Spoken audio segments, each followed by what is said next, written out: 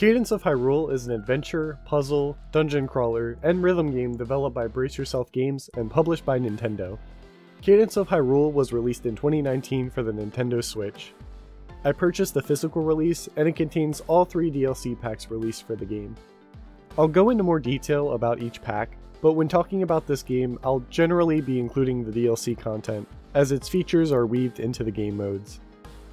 I love to see this collaboration between Nintendo and the small indie team at Brace Yourself Games. Cadence of Hyrule combines elements of Zelda and elements of Brace Yourself Games' previous title, Crypt of the NecroDancer, that released in 2015. What began as talks to add Zelda-themed DLC to Crypt of the NecroDancer quickly evolved into a new full game release.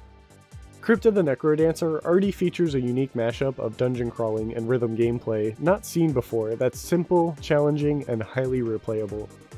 It's a tight gameplay loop that's extremely rewarding to master. At the same time, the Zelda influence adds a seamless blend and variety by adding Zelda's puzzles, exploration, and visual elements.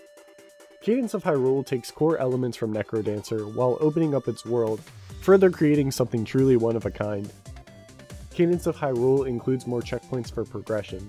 It slows the pace down, allowing the scope of the game to feel larger, while including a nice balance of both games' influences.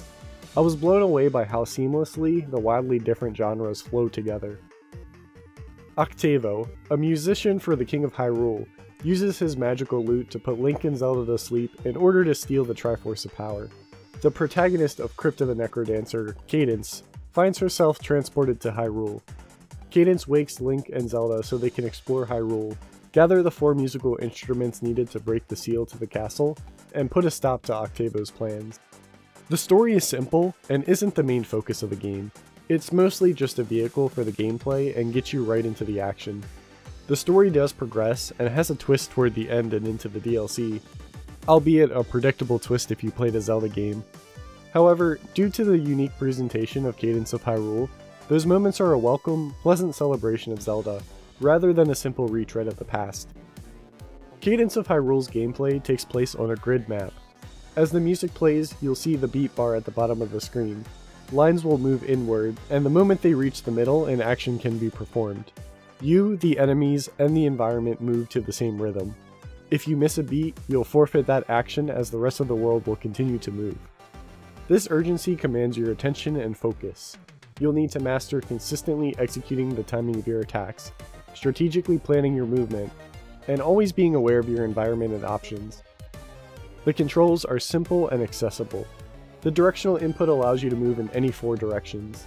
Once in range of an enemy or obstacle, moving in that direction again will execute a context-sensitive action such as attacking, pushing, or digging. This simple control scheme allows you to perform most actions in the game with only the D-pad. It makes it that much easier to pick up and play, as you'll spend less time learning the controls, and more time learning the rhythm-based movement and internal game mechanics. The game's complexity comes from learning enemy patterns, navigating the environments, and making sure you're making optimal use of the items, abilities, equipment, and consumable items you find during each playthrough. The overworld is divided into 4 main areas: Death Mountain, Lost Woods, Gerudo Desert, and Hyrule Fields. Each area contains unique enemies, objectives, landmarks, towns, and dungeons throughout. Exploration and curiosity will have you discovering secret caves, heart containers, treasure chests, weapons, and more.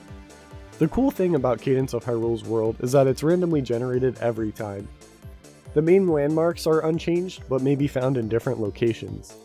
Everything else, including enemies, treasures, and environmental obstacles, are different every playthrough. The game's simple mechanics allow for the randomly generated areas to provide variation in how you tackle each area, while also giving you the freedom to complete challenges in any order you're able to discover them in. I was extremely surprised to see how seamlessly puzzles were added into this game.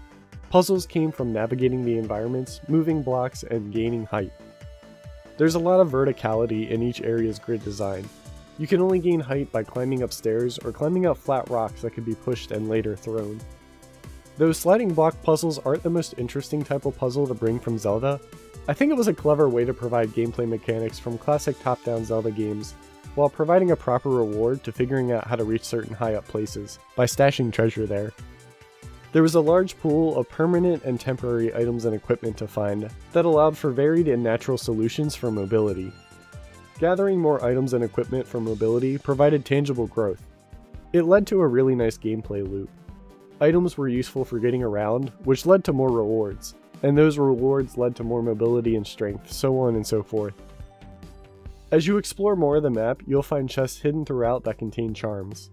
These charms respectively show which sections of the map contain chests, caves, warps, and special enemies. I like this approach as during the start of the game, the overworld is stuffed with rewards to find. As you find more, the remaining rewards will become harder and harder to find, and will show up less frequently. But before that can happen, you'll find those charms allowing you to seek out and claim the remaining rewards, making the map double as a completion checklist. Sometimes challenge chests will appear that will require you to clear the screen without taking damage or within a set number of turns. I really enjoyed this idea as it allows for an optional challenge during the more slower paced moments spent in the overworld. Because of the random generation, the difficulty of successfully opening the chest felt seemingly random and could be extremely hard at times, but they can always be skipped or quickly reset by walking out of the area and back in, so it was really easy to take on and reset the challenge. The overworld is large and can feel a bit slow to traverse due to having to follow the rhythm. To combat this, you're able to fast travel to any previously discovered Sheikah Stone once you find the loot. Another really smart aspect of this game's design is that once any one room is cleared of all enemies, you're freely able to move as fast as you'd like. Any cleared rooms remain cleared until a game over. This makes sure you aren't repeating too much content, while still punishing you for receiving a game over. It also rewards you for engaging in combat with enemies and clearing rooms in order to more efficiently move around the map and gather diamonds, a secondary currency used for items that can be bought between runs and certain items during runs. The areas that are filled with water become especially slow to navigate.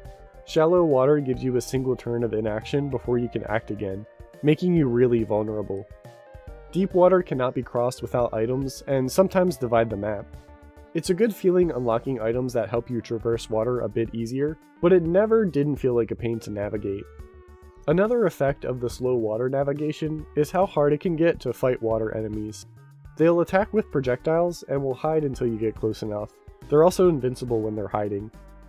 I understand that water is an obstacle that's meant to be taken into account when moving around the map, but I think very minor adjustments would benefit the game, such as giving water enemies more turns of vulnerability and exposure, or just limiting how much total water can generate on a screen at one time.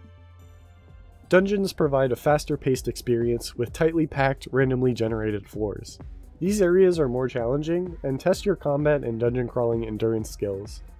When entering a dungeon, you're greeted with a main room that leads to the dungeon floors. Each couple floors must be cleared and will loop back into the main room in order to open up a checkpoint shortcut before the next set of floors. This repeats a few times until you get the boss key to fight the dungeon's boss. The dungeons have a healthy challenge, but I think the checkpoints unlocked between floors make things a bit too easy. The dungeons are supposed to be this game's main source of challenge, so if you get a game over and get to start halfway through the dungeon, I see it as a bit too generous. DLC Pack 3, Symphony of the Mask, includes a new character and a second map complete with 2 more dungeons and a new final boss. I thought it was weird how the portal to the second DLC map was hidden in the back of a random cave with no fanfare.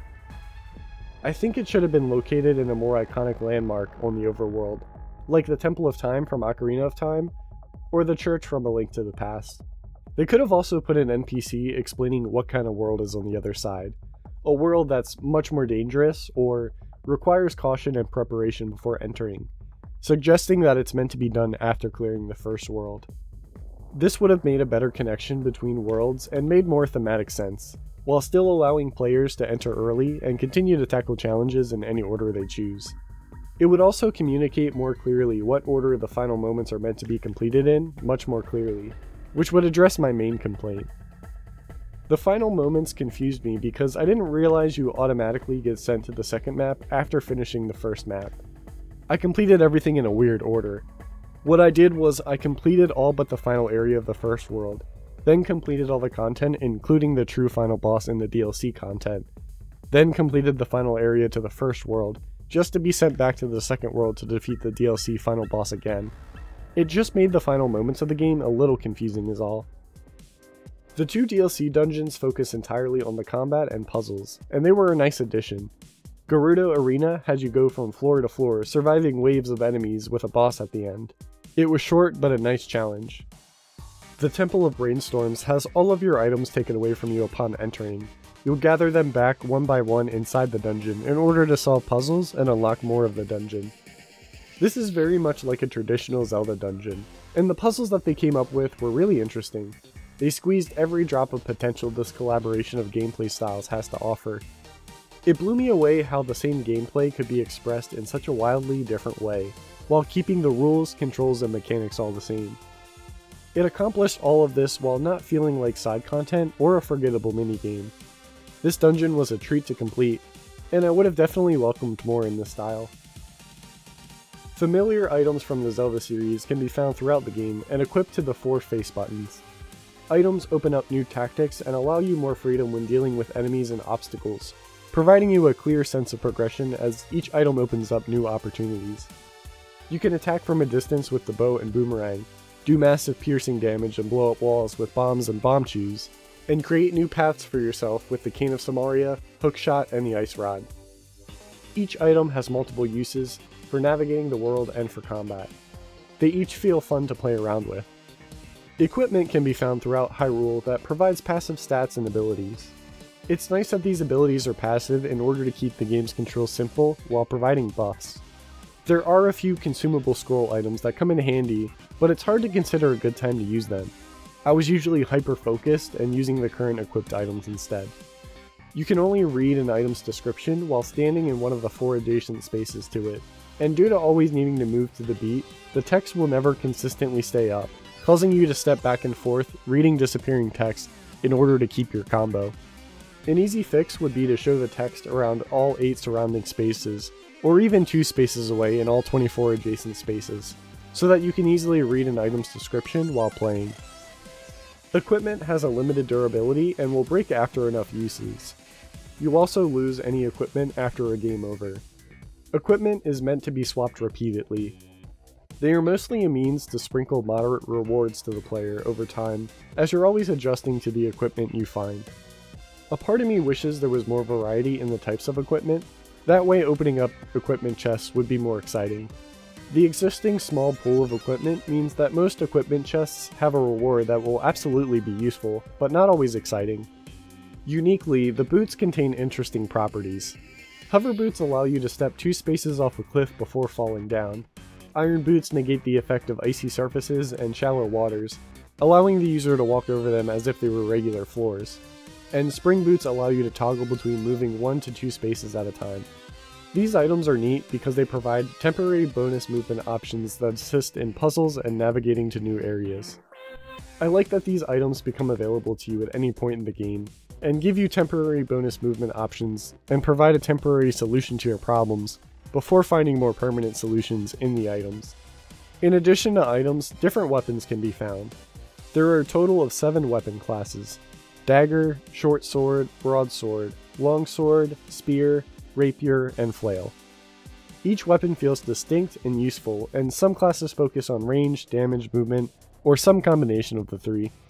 On top of that, different tiers of weapons exist to be found, so that you're always rewarded with stronger gear and encouraged experimentation.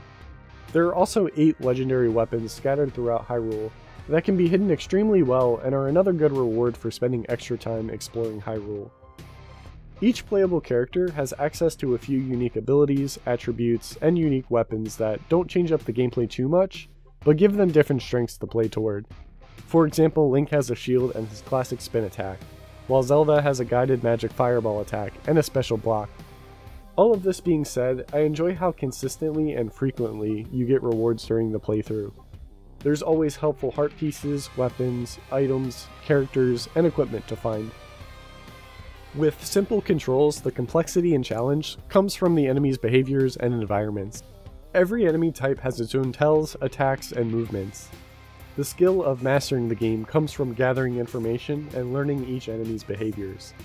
Enemies will behave consistently, move during the same intervals, and provide visual and audio tells for their actions. Cadence of Hyrule feels like real-time chess.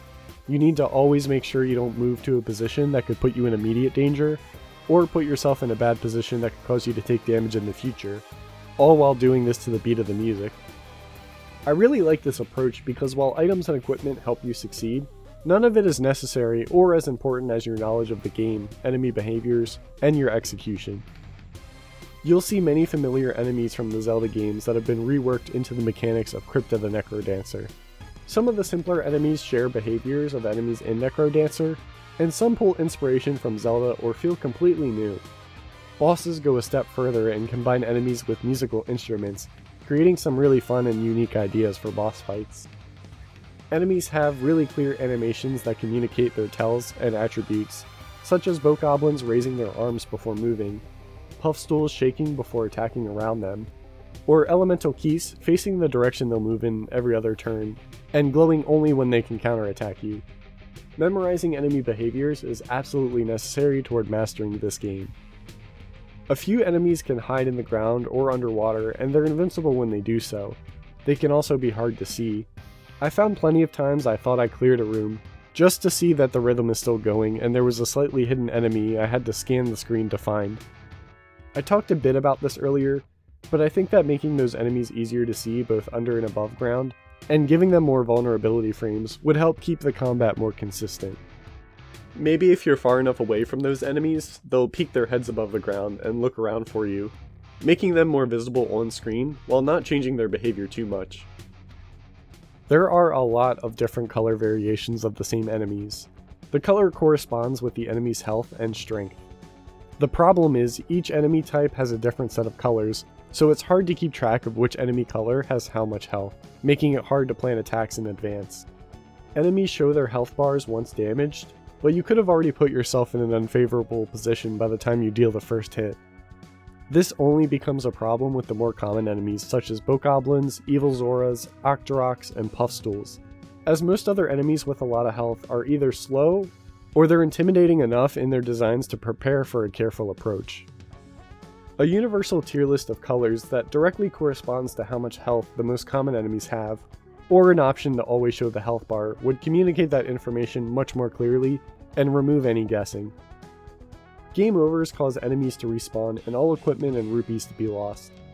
I think that this is a strong and reasonable punishment for death. It makes the consequence for death meaningful.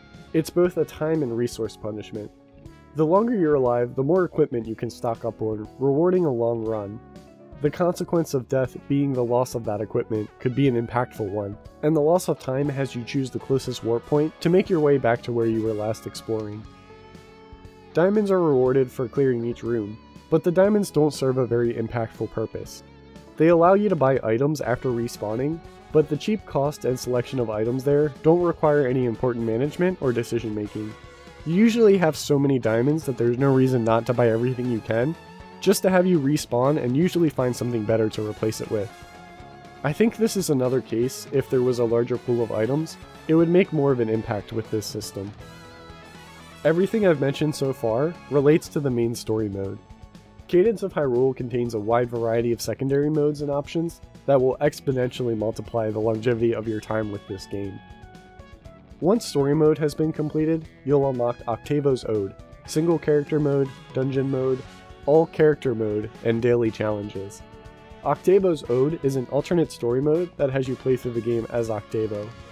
Single character has you play through the story mode limited to a single character. All game modes contain online leaderboards with different scoring requirements, and the daily challenge mode allows you to challenge a permadeath run with different limitations every day. I'd like to more personally talk about my experience with Crypt of the Necrodancer directly compared to Cadence of Hyrule. Crypt of the Necrodancer's levels are designed to be shorter, more difficult, and more unforgiving challenges. I spent hours and hours learning and perfecting my intrinsic skills to eventually beat the game, and it was a very fair and rewarding experience. Not to mention the random level and item generation features made each run fresh and exciting, so I never got too discouraged. I think that this high difficulty curve can definitely turn people away from the game though. Cadence of Hyrule, on the other hand, while being easier, is a much more open experience, with a lot more aspects to attract new players. The pacing of the game is a lot slower, but perfectly accommodates the new features, while keeping that core gameplay featured in NecroDancer. I think which game you like better comes entirely down to preference. Crypt of the NecroDancer is much more challenging, but still holds up side by side to Cadence of Hyrule. So even if I prefer NecroDancer, and even if my only subjective criticism is that Cadence is easier than NecroDancer, it brings me joy that people can experience a more relaxed version of NecroDancer's gameplay with Cadence of Hyrule. I think it's a really cool thing that more people can experience this unique blend of genres for themselves, and maybe one day seek out the games that influence this collaboration. Despite all that, Cadence of Hyrule includes a dungeon mode that replaces the overworld with a single large dungeon. This mode mirrors the original level progression of Crypt of the NecroDancer, and is a phenomenal addition. I love the amount of choice here. If you want the main, more relaxed experience, the story mode will provide that, but if you want the shorter, hardcore, challenge experience, then you play the dungeon mode for the NecroDancer format, with all of Cadence of Hyrule's enemies, items, and characters. All character mode adds a twist to the dungeon mode, and asks you to complete it with all characters consecutively. Symphony of the Mask, Puzzle Mode, and Arena Mode are included in the DLC 3 pack content. Symphony of the Mask has you play as Skull Kid, and introduces the second map to all of the overworld game modes. Symphony of the Mask is another side story that features a few changes that remix the original story playthrough. Arena Mode takes the Colosseum from the second map, and adds a randomizer and endless version of it that you can replay to reach the highest score. I love this idea. It takes one of the many aspects of Cadence of Hyrule, the combat, and creates a short, replayable, and randomized version focused entirely around it. Puzzle Mode takes the Temple of Brainstorms and randomizes that. This is honestly really impressive. Again, I like that they're taking just one aspect of Cadence of Hyrule, the puzzles in this case, and creating a shorter, replayable format for it. The fact that they found a way to randomly generate puzzles and have an expanding dungeon that you can replay adds so much value to the game. Despite there being a limited number of puzzle types being used for the format, the small variations and randomized dungeon layouts make this a really awesome feature. Everything that I've mentioned so far even includes co-op. If this game wasn't already replayable enough, you can bring a friend to play through Cadence of Hyrule with. There are 10 characters in total, each with their own abilities and playstyles. Cadence, Link, Zelda, and Octavo are available in the main game. DLC Pack 1 is the character pack, and adds 5 characters: Impa, Aria, Shadow Link, Shadow Zelda, and the shopkeeper Frederick. DLC 3 includes Skull Kid. The seeds, or outcomes for randomly generated worlds, are shown to the player, and you can even choose specific seeds when starting a new game. This is an excellent option to have, and gives the player the freedom to customize every aspect of their game. Selecting seeds can be good for speedrunning, or maybe you're playing through the game at the same time as a friend, and want to play through the same seed. Cadence of Hyrule will allow you to do that. There's a permanent death run mode, there's a character Aria, who can't miss a beat or get hit before getting a game over, and there's a double time mode where the beat's twice as fast. But I wondered what if the developers included some sort of hero mode to the game. This mode would have you take double damage and not have enemies drop health upon death. This would be a nice homage to Zelda's hero mode, and would add a fixed difficulty challenge to the main story that isn't a one-hit death run. There are some really great accessibility options and other optional gameplay adjustment toggles that you can use. Files can have fixed beat mode. Fixed beat mode makes it so that enemies only move when you do, and you can ignore the music. This is great for players having a hard time grasping the rhythm timing, or those who just want to focus on the game at their own pace. Double time mode increases the beat speed by 2 times, and will provide a much more challenging experience. Permadeath can be turned on, asking you to perfect your run and knowledge of the game. Mystery mode displays all enemies and items as question marks, and has you play through the game without knowing what anything is. This mode seemed like a simple gimmick, and isn't something I'd like to try, but another game mode all the same. Cutscenes, controller rumble, tutorial hints, and runtime displays can be toggled on and off. The D-pad and face buttons can be swapped. Visually, the disco floor pattern, beat bar, screen shake, item names, enemy hearts, and colorblind assist modes can be toggled on and off, giving you a large amount of options available to the player to customize their preferences. The amount of detail and small references to Zelda make this a love letter to its fans. The visuals, audio, and scenarios celebrate different aspects of the franchise. Nods to Zelda are present throughout the game. Music notes play Zelda melodies, and subtle sound effects like the text box are taken from A Link to the Past, while using a flute to reproduce the sound.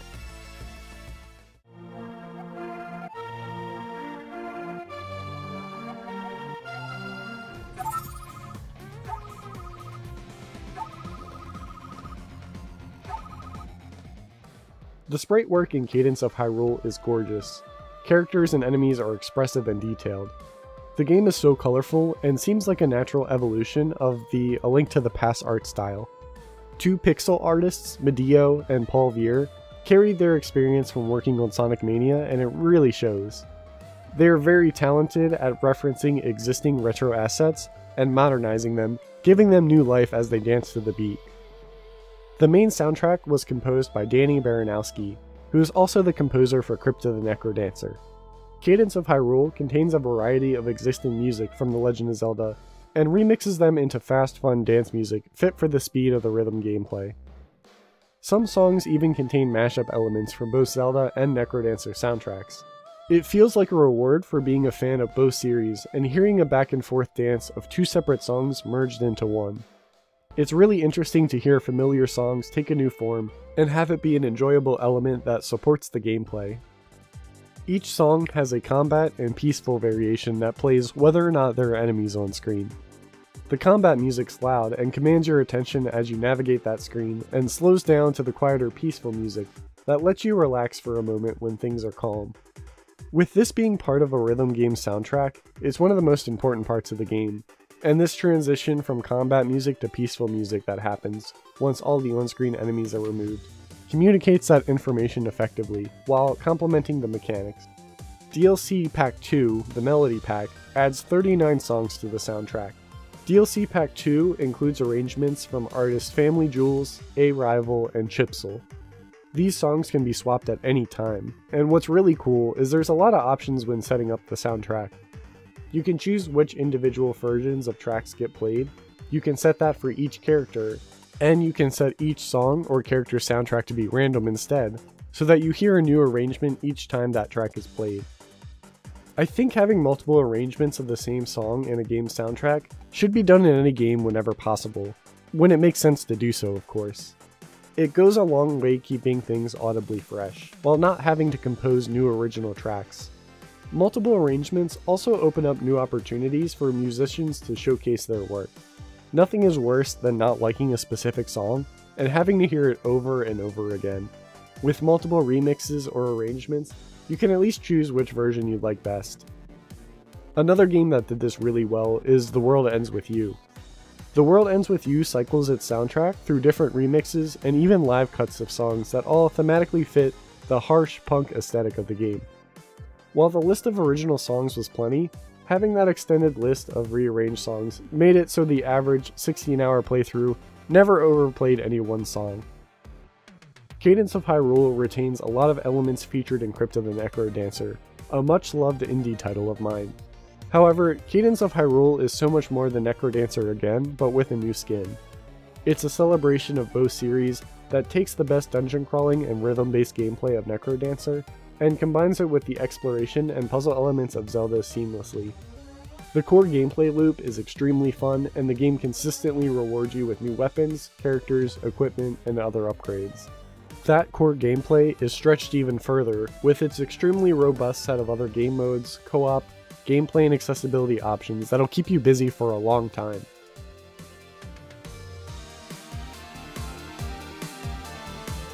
Thanks for watching the video. If you want to see more like it, please consider liking, commenting, and subscribing. I also stream on Twitch at twitch.tv/RyanBeardy. Follow me on Twitter at RyanBeardy, and I have a Discord with the link below.